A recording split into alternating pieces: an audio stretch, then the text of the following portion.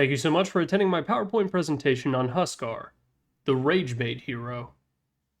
Huskar is a range strength core whose most iconic feature is making you wish you had never opened Dota in the first place. There are a couple of reasons for this, but the biggest one is Burning Spears, his orb effect. This ability applies a stacking damage over time burn effect to your hero with no limit to how much it can stack. This means that Huskar can stack just a couple of you on the laning phase and make sure that you're still going to be ticking down while you're desperately running away from him, and in the late game he becomes an absolute menace because even if you do manage to kill him, there's a good chance you burn out in the aftermath. The downside of Burning Spears is that it costs a percentage of his HP whenever he uses it. However, Berserker's Blood turns that into a positive. This ability is his passive that gives him an insane amount of HP regeneration and magic resistance depending on how low he is. When he's at or below 12% HP, he will gain 70% of his strength as HP regen as well as 30% magic resistance. And if that weren't enough for you, he also gets 320 attack speed. This ability is the reason why it's so common to see Huskars running around at 25% HP without a single care in the world. And the HP cost of Burning Spears isn't the only way to get there quickly. His ultimate, Life Break, is an insane initiation tool where Huskar leaps through the sky with the greatest of ease and lands right on top of your position 1.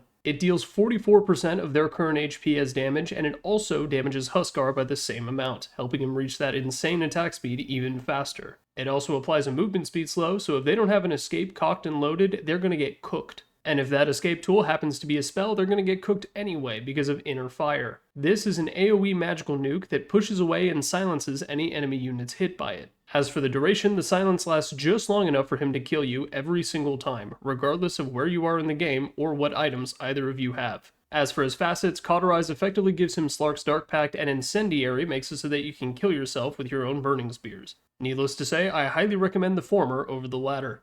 As for his lore, Dazzle actually saved him from a battlefield death, and this caused him to crash out so hard that he ran away from home. You'd think they wouldn't get along, but Shallow Grave actually makes them an amazing combo. All of these things combine to make a hero that, when picked against you in the final phase, makes your heart fall down into your stomach. If you want to play a hero who wins the mental game before the draft is even over, go ahead and start picking Huskar. Once you figure out how to stop feeding on him, you're going to win a lot of games by default. Now, if you hate Huskar as much as the average Dota player, I don't have to explain to you how insane his laning phase is, but in case you're not aware, Burning Spears as an orb effect means that he can cast it manually on you in order to deal the damage without aggroing the creeps. Now, there are many heroes who have this kind of ability, Viper and OD come to mind, but Huskar is a little bit special. His has neither a cooldown nor a mana cost, which means that he can press it with impunity pretty much whenever he wants. If you're playing a melee mid laner, you are going to get dozens of Burning Spears thrown at you just for daring to go up and try to last hit a range creep. The damage over time effect actually doesn't start out that difficult, it's only 5 at level 1. The problem starts once he hits level 3 and is able to get a second point in it, doubling it up to 10. Now, if he's able to get 6 right clicks on you, he is going to be dealing 6 times 540 magical damage against you just for a couple of right clicks. Now keep in mind, this is at level 3, and he's going to be maxing Burning Spears, and it goes all the way up to 20 once he hits level 7. So every right click he deals to you once he hits that point is dealing an additional 180 magical damage over time. And remember that it stacks, so just a couple of right clicks is roughly equivalent to a Laguna Blade. Now the obvious idea that you probably have is, well, I'll just pick a hero that can dispel themselves. Well, sorry Buster, but it's also completely undispellable. You're just going to be taking a ton of damage in the laning phase, and there's really not much that you can do about it. Burning Spears and what it does to the laning stage is the reason he's the Ragebait hero. There are a ton of heroes that just absolutely cannot play against a Huskar, and even the ones that can get something out of the lane certainly aren't going to end the first 10 minutes of the game satisfied. To tell a brief story of just how badly Huskar beats all these heroes, I want to tell you something from my own competitive experience. I was once drafting for my team in a tournament, and the enemy mid laner, who was a very high skill player, picked Ember Spirit in the final phase. What I did is I hovered over Huskar on the draft screen, turned to my mid laner, and said, "Hey, you want to turn out this guy's Ember Splissy?" He agreed on the condition that I never use that phrase again, and we won the match.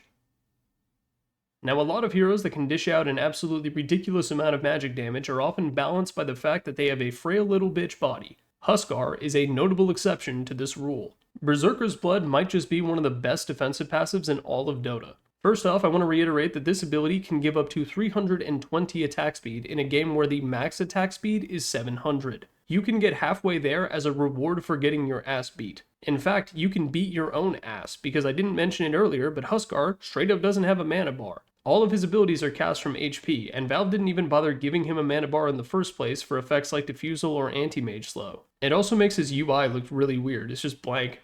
It's like, come on, shouldn't there be something there? Now the obvious counterplay to this would be to use right clicks to get him low, or just wait for him to do it himself, and then burst him with a bunch of magic damage. But Berserker's Blood also gives 30% magic resistance on top of all that attack speed. This wonky magic resistance makes it very difficult to predict how much damage your spells are going to do, but 90% of the time, they're not going to do enough. And finally, his HP regen. Since he has to walk around on a quarter HP all the time, Valve thought it'd be a good idea to give him 3.3 strength gain, so even though he only has a portion of his HP at any given time, it's still enough to prevent you from bursting him. It also means that the HP regen he gains from Berserker's Blood is going to be insane, especially after buying all of his strength-oriented items. Huskar belongs to the very small and very privileged club of Dota 2 heroes that can walk around with an armlet on at all times. There's a point at which your HP regen actually will perfectly match the HP cost of armlet, which is a very satisfying point to reach. You can just waddle around on low HP the entire time and dare any enemy heroes to come get you if you happen to be standing under a ward. And if they ever do have the balls to gank the Huskar, you can rest easy knowing that you can flip the Uno reverse card, use your ulti, and take down at least one of them in the process with you. Now, if all of this sounds appealing to you, or you're the kind of player who can only have fun when other people aren't, here's how to play Huskar. First, you have to choose where you're going to play him, because Huskar makes a very good cheesy mid, but he can also make a very good cheesy offlaner. Mid has a couple of advantages, since you tend to scale more off of XP, and you don't have to worry about a support messing with you during your vulnerability moments at levels 1 and 2. However, offlane means that you can bully the shit out of the enemy carry and tilt him off the face of the planet. I think mid Huskar is probably the better option in the current meta, but if you want to rage max, position 3 is definitely a valid choice. Now going into the lane, it's important to note that Burning Spears really isn't that powerful level 1, and using 4% of your current HP every time you use it isn't a very good idea when you don't have a point in Berserker's Blood yet. Still, you should throw a couple of Burning Spears on the enemy laner just as a nice little appetizer for what is about to happen to them. Now your real power is going to start shining once you hit level 3 and you have 2 points in Burning Spears and 1 in Berserker's Blood. You still get a good chunk of attack speed even at early levels, so what you can do is position yourself in the middle of the lane and just use Burning Spears on them whenever they come up to last hit. If they're trying to harass you instead, that's even better, because now they're wasting their spells on you instead of getting right clicks, and you're going to heal from all that bullshit anyway. Just try not to tunnel vision too much on harassing them. You will still need to last hit and deny creeps. But by taking a forward position and launching a few spears at them every now and again, you will still be a very strong deterrent to them having any fun in their chosen video game. As you conquer the lane, Armlet is going to be the first item that you pick up, and you are going to abuse the hell out of it. A Huskar that is skilled at Armlet toggling can feel impossible to kill, and every time they try, they will be rewarded with a face full of burning spears. Also, once you have Armlet, you have the incredible ability to solo rosh very early on in the game. Head into the pit when you think they won't be able to interfere, and then just stack Burning Spears on Roshan while very, very carefully Armlet toggling. Just keep in mind that Roshan's bash has no cooldown, is percentage based, and if you ever get bashed 2 or 3 times in a row and boof your Armlet toggle, you will die and the entire lobby will know. If this happens, not only is there a chance for the enemy team to rush in and kill the injured Roshan you created, but you've also lost all of your aura. If this ever happens to you, be sure to ping your supports for no reason and then mute everyone on your team and continue playing as normal. Now once you've got an Aegis, an Armlet, and brown boots, the next step is going to be what other items you go, and this is highly dependent on what game you're in. In some matches, lifesteal is really strong and you can eventually go for a Satanic. Status resistance makes a lot of sense on your hero, so Sanjin Yasha is an easy choice, but sometimes you'll need to go whole hog and just pick up a BKB.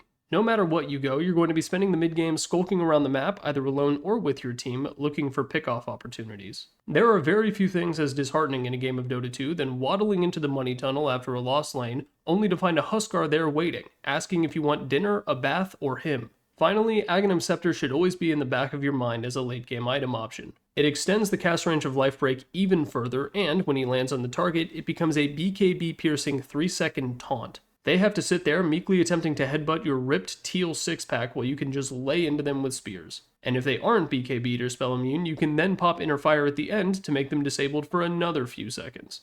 No matter what items you decide to go, remember that your goal is to have a consistent line of Ragebait throughout the entire match. You want to be annoying at the beginning, middle, and end. Aghanim Scepter is the crescendo of that power curve, and will make you just as annoying as you were in the first 8 minutes of the game. I wrote a little bit here about the kind of nightmare lanes that Huskar helps create. Feel free to read it if you like. Now as for how to beat Huskar, it's very easy to be intimidated whenever you see him picked by the enemy team. But don't worry. Huskar players don't want you to know this, but this guy is actually a complete and total bitch at level 1. If he has the audacity to pick position 3 Huskar and you're the carry or the position 5, make sure to tell your lane partner to just A-click him at level 1. And if he did get his first point in Burning Spears, he's going to be doing a good chunk of the work all by himself by casting it needlessly on you. Kill him, and then when he teleports in, just run it back. If you can kill him with his TP off cooldown at level 1, the Ragebaiter has now become the Ragebaited. Now, while level 3 is a considerable offensive power spike for Huskar, it's very common for the hero to not get a point in Inner Fire, his only real defensive ability, until level 4. This opens up yet another opportunity to kill him early, so if you can convince the support from the other lane to come by and pay Uncle Husky a visit, please do so. But let's say that the cat is out of the bag and the Huskar managed to have a pretty solid laning phase and is now the mid-game menace. If so, there are a couple of different items that you need to buy to deal with him. However, anti-heal is going to be the most potent weapon you can bring to fight against a hero who relies entirely on his own healing. Spirit Vessel for supports, Shiva's Guard for mids and offlaners, and Scotty for carries. Once you get one of these, Huskar is not going to be nearly as big of a menace as he was before. Now, it's very common to see Huskar as the very last pick in a draft, but if you do see him in the second phase, and you're the only person on your team who hasn't picked yet, you have a lot of responsibility on your hands, so it's important to pick the right hero. Heroes that can shut down healing like Doom and Apparition are great choices, because not only will they prevent him healing up from Berserker's Blood, but you can guarantee that the Huskar will forget to toggle off Burning Spears, killing himself even faster. Heroes that can also deal a ton of physical burst are great at getting around the magic resistance offered by Berserker's Blood. Phantom Assassin is an obvious choice, but a bunch of other carries fall into this category. And breaks are obviously a good choice as well to shut down his passive. Viper is great against Huskar because he can max his W in the lane and then rely on his ultimate later on in order to shut down Berserker's Blood. Now, I put Necrophos here too, but I have a bit of a critique of sorts about him. A lot of people think that Necrophos is going to be an auto win against Huskar, and in some senses they're right.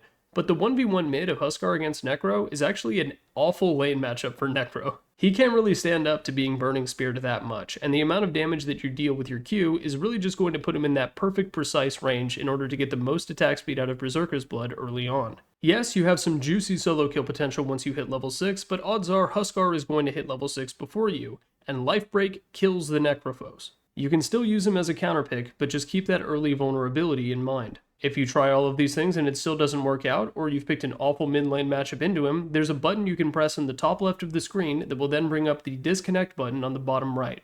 Click that, leave game, and then wait 3 seconds to hit confirm. Congratulations, you are no longer playing against a Huskar, and that in itself is a big win. In conclusion, Huskar is a frustrating hero, and you should absolutely play him.